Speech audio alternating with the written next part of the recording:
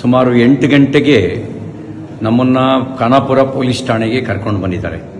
ನನ್ನ ಮೇಲೆ ಯಾವ ಮೊಕದ್ದಮೆ ದಾಖಲಾಗಿದೆ ಅಂತ ನನಗೆ ಹೇಳಿಲ್ಲ. ನಾನು ಕೊಟ್ಟ ದೂರನ್ನು ಗಂಟೆಗಟ್ಟಲೆಯಿಂದ ಸ್ವೀಕಾರ ಮಾಡ್ದಲೇ ನಾನು 0 FIR ಹಾಕಿ ಅಂತ ಹೇಳ್ತಾ ಇದ್ದೀನಿ.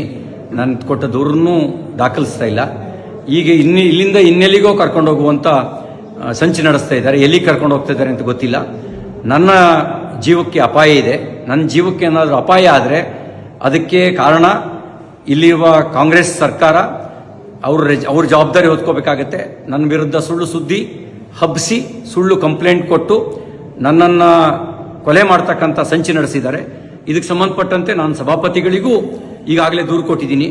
ಹತ್ತತ್ರ 3:45 ಗಂಟೆ ಆಯಿತು ನಾನು ಪೊಲೀಸ್ ಠಾಣೆಗೆ ಬಂದು. ಏನು ದೂರಿದೆ ಅಂತಲೂ ಹೇಳಿಲ್ಲ, ನಮಗೆ ಏನು ಬೇಕು ಅಂತಲೂ ಕೇಳಿಲ್ಲ. ಹೀನಾಯವಾಗಿ ನಡೆಸ್ಕೊಳ್ಳೋ ಕೆಲಸ ಮಾಡ್ತಾ ಇದ್ದಾರೆ ಮತ್ತು ಇಲ್ಲಿಂದ ಎಲ್ಲಿಗೆ ಕರ್ಕೊಂಡು ಹೋಗ್ತಾರೆ ಅನ್ನೋದು ಕೂಡ ನನಗೆ ಸ್ಪಷ್ಟತೆ ಇಲ್ಲ.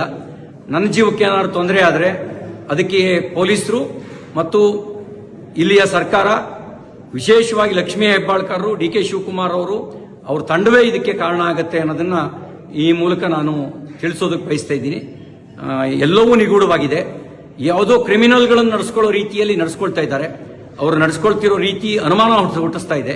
ಪ್ರತಿಯೊಂದು ನಡೆಯೂ ಕೂಡ ಅನುಮಾನಾಸ್ಪದವಾಗಿದೆ ಅವರು ನಡ್ಕೊಳ್ತಿರ್ತಕ್ಕಂಥ ರೀತಿ.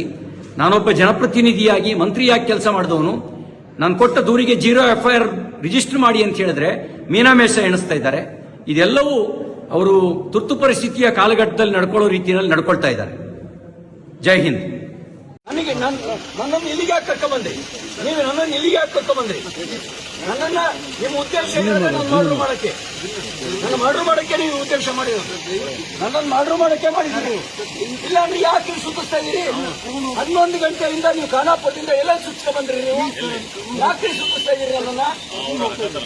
ನನಗೆ ಇಂಜುರಿ ಆದ್ಮೇಲೆ 3 ಗಂಟೆ ಮೇಲೆ ನೀವು